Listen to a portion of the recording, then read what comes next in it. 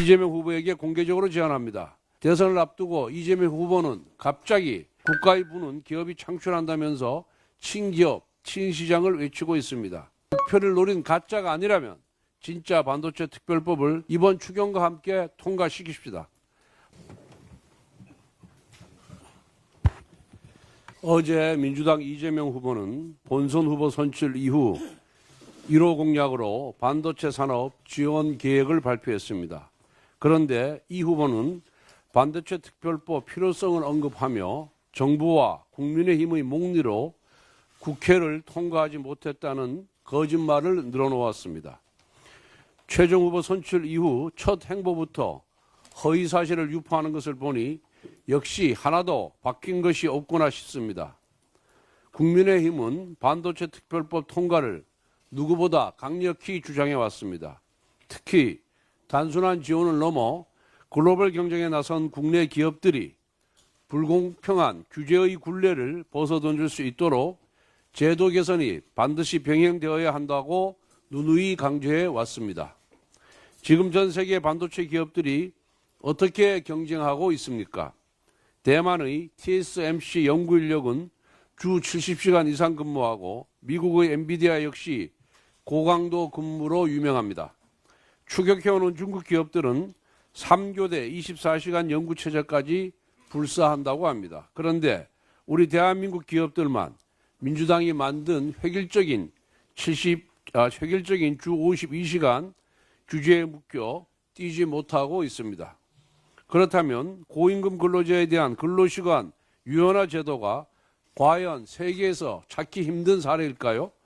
결코 그렇지 않습니다. 미국은 이미 1938년부터, 영국은 1998년부터 고임금 전문직의 근로시간 유연화 제도를 시행해 왔습니다. 일본 또한 2019년부터 고도 프로페셔널 제도를 도입하여 국제 표준에 발맞추고 있습니다. 이재명 후보도 몰아서 일하기가 왜 안 되냐고 묻는데 할 말이 없더라고 인정했던 사안인데 정치적 동업자인 민노총이 항의를 하자 또 슬그머니 입장을 바꿨습니다. 국가를 위한 정책을 버리고 오로지 지지 세력만을 위한 정책을 선택한 것입니다. 멀리 찾아볼 이유가 없습니다. 지금 이재명 후보 캠프와 민주당 당직자들은 주 52시간을 준수하고 있습니까? 그렇지 않을 것입니다. 고객 맞춤형 반도체 개발 역시 꼭 필요한 시기에 꼭 필요한 인력을 더 많은 시간에 투입해야 합니다. 이재명 민주당 세력이 자신들도 지키지 못하는 법을 국민과 기업에 강요하는 것이야말로 위선이며 폭력입니다. 이재명 후보에게 공개적으로 제안합니다. 대선을 앞두고 이재명 후보는 갑자기 국가의 부는 기업이 창출한다면서 친기업, 친시장을 외치고 있습니다. 그 말에 조금이라도 진실이 담겨 있다면 득표를 노린 가짜가 아니라면 진짜 반도체 특별법을 이번 추경과 함께 통과시킵시다. 반도체 산업의 고임금 연구 인력에 한해서 주 52시간 근로시간 예외를 명시한 특별법을 통과시킵시다. 경쟁국보다 더 많은 지원을 해주지 못할 망정 최소한 발목만큼은 잡지 말아야 합니다. 이재명 후보의 답을 기다리겠습니다. 북한이 우크라이나 전쟁에서 파병을 인정했습니다. 아울러 파병이 러시아와 전략적 동반자 관계에 관한 조약에 따른 것이라고 밝혔습니다. 이제 북한은 평화를 위협할 수 있는 국가를 넘어 전쟁을 수행하는 국가가 되었습니다. 이처럼 엄중한 국제 정세도 아랑곳하지 않고 편향된 이념으로 사실을 왜곡하는 정치 세력도 있습니다. 작년 10월 친명계 최대 조직인 더민주 전국혁신회의는 북한이 우크라이나에 파병했다는 근거가 빈약하다며 파병이 아니라 북러 합동 군사훈련이라고 했습니다. 노골적으로 현실을 부정하며 북한을 두둔한 것입니다.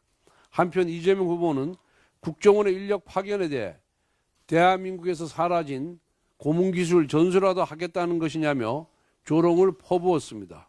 심지어 북한이 파병하는 것을 귀하로 혹시 한반도의 정책을 획책하려는 것이 아니냐며 음모론까지 살포했습니다. 지금 이재명 후보는 북한에 800만 달러를 불법 송금했다는 범죄 의혹을 받고 있습니다. 과거에는 미군을 점령군이라고 폄훼까지 하는 발언을 했습니다. 자기 정치 이익이 되면 이적 행위와 반미 발언도 서슴지 않았던 것입니다. 이런 사람이 어떻게 대한민국의 안보를 책임질 수 있겠습니까? 북한 스스로 우크라이나 파병을 인정했습니다. 이와 관련된 이재명 후보와 친명 세력의 억측과 음모론도 모두 그 실체가 드러났습니다. 이제라도 국민 앞에 사과하길 바랍니다.